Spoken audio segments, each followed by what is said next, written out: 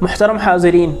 آج کی اس ویڈیو میں ہم ایک ایسے عظیم اور جلیل القدر صحابی رسول صلی اللہ علیہ وسلم کی حیات مبارکہ کا مطالعہ کرنے والے ہیں، جنہوں نے زمانۂ جاہلیت میں دین اسلام کی بہت زیادہ مخالفت کی ہے، یہاں تک کہ آپ اللہ کے رسول صلی اللہ علیہ وسلم کے جانی دشمن بھی تھے۔ غزوہ بدر میں مسلمانوں کے خلاف لڑائی بھی لڑے تھے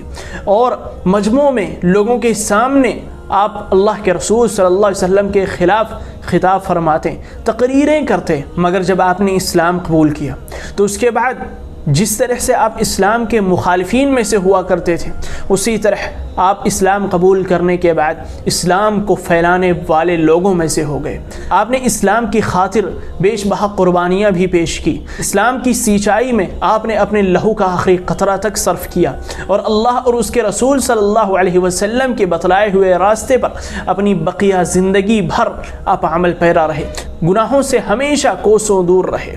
جی ہاں، میں بات کر رہا ہوں آج حضرت سہیل بن عمرو رضی اللہ تعالی عنہ کے۔ یہ وہی صحابی رسول ہیں جنہوں نے اسلام قبول کرنے کی پاداش میں اپنے دونوں بیٹوں حضرت ابو جندل اور حضرت ابو سہیل رضی اللہ تعالی عنہما پر بے تحاشا ظلم و ستم کیا تھا، یہاں تک کہ حضرت ابو سہیل نے تو ظاہراً اسلام کو بھی ترک کر دیا تھا، مگر حضرت ابو جندل کو آپ نے صلح حدیبیہ میں سے رسول اللہ کے سامنے سے واپس لے آئے تھے۔ جی ہاں، آپ نے بے تحاشا ظلم و ستم اپنی اولاد پر کیا کیونکہ انہوں نے اسلام قبول کر لیا تھا اور اس وقت آپ اسلام کے کٹر مخالفین میں سے تھے۔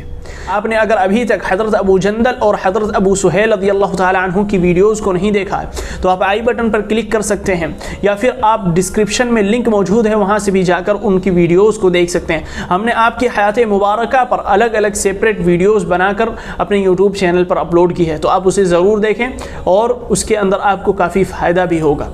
السلام علیکم ورحمۃ اللہ وبرکاتہ۔ حاضرین، میں ہوں محمد خان اور آپ تمام لوگوں کا تہہ دل سے استقبال کرتا ہوں البخاری یوٹیوب چینل پر۔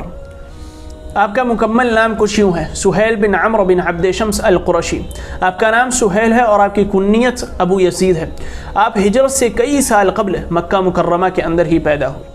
حضرت سہیل رؤسائے قریش میں سے تھے، قریش کے بڑے سرداروں میں سے آپ کا شمار ہوتا تھا، اسی لیے تمام سرداروں کی طرح آپ بھی پیغمبر اسلام حضرت جناب محمد الرسول اللہ صلی اللہ علیہ وسلم کے سخت خلاف تھے، دین اسلام کے سخت خلاف تھے اور آپ صلی اللہ علیہ وسلم کے آپ جانی دشمن تھے۔ اگر قدرت کی کرشمہ سازی تو دیکھیے کہ دشمن اسلام کے گھری میں دو اسلام کے فدائی اور شیدائی پیدا ہو گئے، حضرت ابو سہیل اور حضرت ابو جندل رضی اللہ تعالی عنہ، جن پر حضرت سہیل نے بے تحاشا ظلم و ستم کیا تھا۔ حضرت سہیل رضی اللہ تعالی عنہ کافی فصیح اللسان انسان تھے، کافی فصیح و بلیغ انسان تھے۔ اللہ رب العالمین نے آپ کو زبان کا ملکہ عطا فرمایا تھا، اور چونکہ آپ اسلام کے سخت مخالفین میں سے تھے، اللہ کے رسول کے جانی دشمن تھے، اسی لیے آپ جگہ جگہ لوگوں کے سامنے کھڑے ہو کر اللہ کے رسول صلی اللہ علیہ وسلم کے خلاف تقریریں کیا کرتے تھے۔ اور عرب میں پہلے زبان کی بہت مانتا ہوا کرتی تھی، قلم اور زبان یہ دو چیزیں بہت زیادہ اہمیت کی حامل تھی، جیسا کہ آج کے دور میں بھی ہیں۔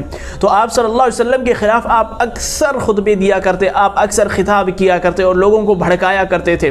اور آپ کے اس عمل پر حضرت عمر بن خطاب رضی اللہ تعالیٰ عنہ اتنا زیادہ غصہ ہوتے تھے کہ ایک مرتبہ حضرت عمر نے اللہ کے رسول صلی اللہ علیہ وسلم سے کہا کہ اللہ کے رسول، آپ مجھے بس اتنا اجازت دے دیجئے کہ میں سہیل کے اگلے دونوں دانت توڑ دوں، مار کے ان کے دونوں دانت توڑ دیتا ہوں، جس کی وجہ سے وہ آپ کے خلاف تقریریں نہیں کر پائے گا، اور جب وہ تقریریں نہیں کر پائے گا تو لوگوں کو آپ کے خلاف بھڑکا نہیں پائے گا۔ مگر پیغمبر عالم کی رحمت تو دیکھیے محترم حاضرین کہ آپ صلی اللہ علیہ وسلم نے ایسے عالم میں بھی کہا کہ نہیں عمر، آپ کے قدم درست نہیں ہے۔ ہو سکتا ہے کہ آج سہیل ہمیں ناراض کر رہے ہوں، ہماری ناراضگی کا باعث بن رہے ہیں، لیکن ہو سکتا ہے اللہ رب العالمین ان سے کوئی ایسا کام انجام لے جو ہمیں خوش کر دے، عالم اسلام کو خوش کر دے، اور تاریخ اسلام کے اندر سنہرے اوراق میں ان کے نام لکھے جائیں۔ اسی طرح صلح حدیبیہ کے موقع پر کفار مکہ نے اپنا سفیر حضرت سہیل رضی اللہ تعالی عنہ کو بنا کر بھیجا۔ آپ کی فصاحت و بلاغت کا علم پورے مکہ والوں کو تھا، اور آپ کی فصیح اللسانی کا اندازہ پورے مکہ والوں کو تھا، اسی وجہ سے مکہ والوں نے آپ کو اپنا سفیر بنا کر مسلمانوں کے سامنے اور مسلمانوں کے خیموں میں بھیجا۔ آپ مسلمانوں کے پاس آئے اور اس کے بعد صلح حدیبیہ کا جو کچھ معاملہ ہم تمام لوگ جانتے ہیں، اس کی تفصیل میں جانے کی ضرورت نہیں۔ اس کے بعد حضرت سہیل رضی اللہ تعالی عنہ نے وہ تمام معاہدے جو کہ کفار مکہ چاہتے تھے، مسلمانوں کے ساتھ ان معاہدوں پر صلح کیا۔ اس کے 2 سال بعد ہی سن 8 ہجری میں جب اللہ کے رسول صلی اللہ علیہ وسلم فاتحانہ انداز میں اپنے وطن عزیز مکہ کے اندر داخل ہوئے اور آپ نے مکہ کو فتح کیا تو تمام اشراف قریش، تمام رؤوسائے مکہ جو کہ مکہ کے سرداران تھے، وہ تمام لوگ یہاں وہاں بھاگ گئے، کچھ لوگ چھپ گئے، اور ان میں حضرت سہیل رضی اللہ تعالی عنہ بھی تھے۔ آپ خوف و خطر کی وجہ سے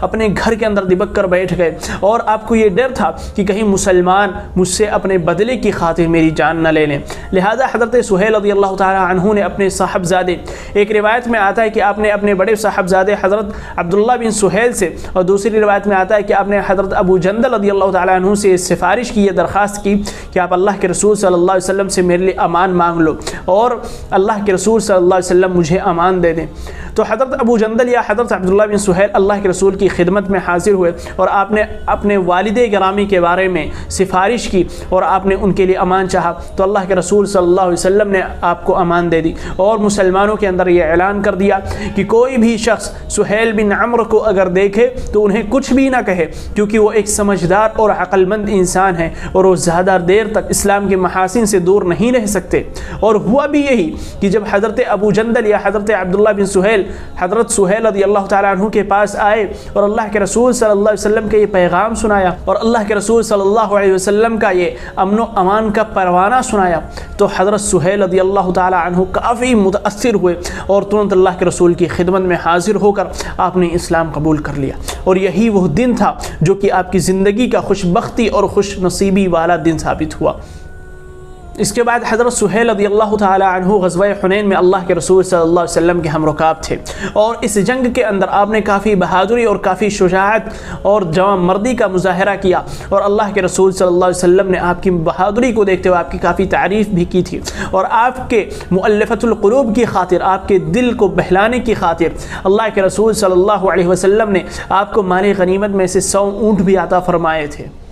وفات رسول صلی اللہ علیہ وسلم کے بعد خلیفہ اول حضرت ابو بکر صدیق رضی اللہ تعالی عنہ کے دور خلافت میں جب فتنہ ارتداد نے سر اٹھایا اور جو نو مسلم تھے، جو نئے نئے مسلمان ہوئے تھے، وہ اللہ کے رسول کی وفات کی وجہ سے اسلام کو ترک کرنے لگے اور مرتد ہونے لگے۔ کئی لوگ ایسے تھے، لیکن محترم حاضرین، ان میں سہیل بن عمرو کا نام نہیں آتا۔ حضرت سہیل بن عمرو کے ایمان میں ذرا بھی تذبذب نہیں پیدا ہوا، آپ اپنے ایمان پر، اپنے استقامت پر ڈٹے رہے اور اس پر قائم رہے۔ مگر حضرت سہیل رضی اللہ تعالیٰ عنہ نے جب قبائل مکہ کو دیکھا کہ وہ تذبذب کا شکار ہو چکے ہیں اور وہ ارتداد کی طرف مائل ہو رہے ہیں، تو مکہ والوں کو کافی سمجھایا، قبائل مکہ کو کافی سمجھایا، لیکن جب وہ نہ سمجھے تو تمام مکہ کے قبیلوں کو آپ نے اکٹھا کیا اور ان کو جمع کر کے ایک ایسی تقریر کی، محترم حاضرین، کہ ہم سنیں گے تو ہمارے اندر بھی ایک نیا جذبہ ایمان پیدا ہو جائے گا۔ حضرت سہیل بن عمرو رضی اللہ تعالیٰ عنہ نے ارشاد فرمایا، برادران اسلام، اگر آپ لوگ حضرت محمد صلی اللہ علیہ وسلم کی عبادت کرتے تھے تو جان لو کہ وہ موت کے ساتھ اللہ رب العالمین سے جا ملے ہیں، لیکن اگر تم محمد صلی اللہ علیہ وسلم کے رب اللہ رب العزت پر ایمان رکھتے ہو اور اللہ رب العزت کی عبادت کرتے ہو تو یقین مانو کہ وہ حی اور قیوم ہے، اس کو کبھی بھی موت نہیں آنے والی، وہ ہمیشہ زندہ و تابندہ رہے گا۔ اے میرے بھائیوں، ہم نے سب سے آخر میں اسلام قبول کیا ہے، مگر خدا را سب سے پہلے اسلام ترک کرنے والے تو نہ بنو، اور محمد صلی اللہ علیہ وسلم کی وفات سے اسلام کو کوئی صدمہ نہیں پہنچنے والا، کوئی نقصان نہیں ہونے والا، بلکہ مجھے تو یہ بھی یقین ہے کہ آج اسلام جہاں تک ہے، کل اسلام پوری دنیا میں پھیل جائے گا، آفتاب و مہتاب کے ہر جگہ اسلام کا بول بالا ہوگا اور اسلام کے نور سے پوری دنیا منور ہوگی۔ اور قسم خداوند قدوس کی، جس نے بھی دائرے اسلام سے باہر قدم رکھنے کی کوشش کی اور سوچی بھی، تو خدا کی قسم میں اس کی گردن اڑا دوں گا۔ محترم حاضرین، اس شعلہ بیانی اور جوشیلے بیان کے بعد پورے مکہ کے قبائل جو کہ اسلام سے ارتداد کی طرف مائل ہو رہے تھے، ان کے ایمان کے اندر مضبوطی آ گئی اور وہ پھر سے اپنے استقامت پر قائم ہو گئے اور اسی طرح سے دین اسلام پر اور اللہ اس کے رسول پر یقین کرنے لگے، جو کہ انہوں نے جب اسلام قبول کیا تھا تب تھا، اسی طرح سے اب ان کا ایمان ہو چکا تھا، ان کا ایمان پھر سے ایک مرتبہ مضبوط ہو گیا تھا، اور حضرت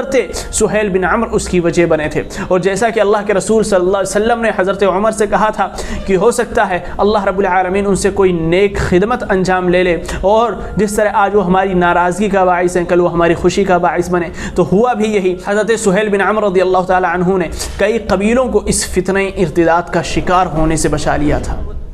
حضرت سہیل بن عمرو رضی اللہ تعالی عنہ کافی نیک و صالح عابد و زاہد انسان تھے. صوم و صلاۃ، صدق و صدقہ، عفت و پاک دامنی، تقوی و پرہیزگاری، وفاداری و فاشعاری، خوش اخلاقی و ملنساری، عاجزی و انکساری، یہ تمام اوصاف حمیدہ آپ کے اندر موجود تھی. اللہ اور اس کے رسول صلی اللہ علیہ وسلم کے احکامات پر عمل پیرا رہنا اور ان کے منہیات سے، ان کی منع کردہ چیزوں سے ہمیشہ کوس و دور رہنا، یہ آپ کے اخلاق حسنہ کا ایک جز تھا. گویا کہ آپ اخلاق حسنہ کا ایک پیکر مجسم تھے.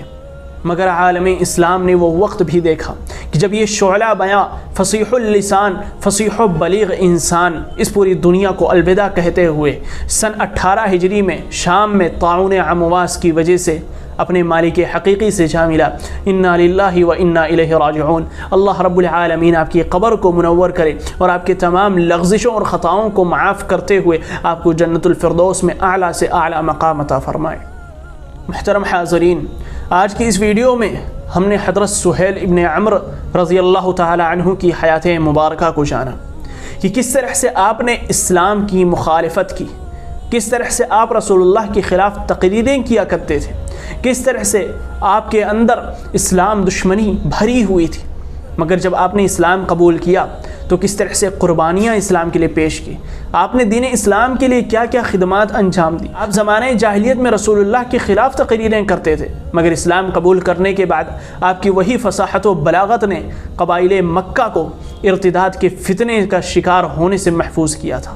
آپ کافی نیک و صالح اور عابد و زاہد انسان تھے. لہذا ہم تمام لوگوں کا فریضہ یہ بنتا ہے کہ ہم آپ کی حیات مبارکہ کو اپنے سامنے رکھیں، آپ کی زندگی کو اپنے ذہن و نقوش میں محفوظ رکھیں اور آپ کو اصل اپنا آئیڈیل اور اپنا ہیرو بنائیں. آپ کی زندگی جس طرح تھی اسی طرح ہم بھی اپنی زندگی کو بنائیں. جس طرح سے آپ اللہ اور اس کے رسول کے بتلائے ہوئے راستے پر عمل کرتے تھے اسی طرح ہم بھی اللہ اور اس کے رسول کے بتلائے ہوئے راستے پر عمل کرنے کی کوشش کریں. اب آخر میں اللہ رب العالمین سے دعا ہے کہ اے اللہ تو ہم تمام مسلمانوں کو صحابہ کرام کی طرح عمل کرنے والا بنا دے. آمین ثم آمین. والسلام علیکم ورحمۃ اللہ وبرکاتہ.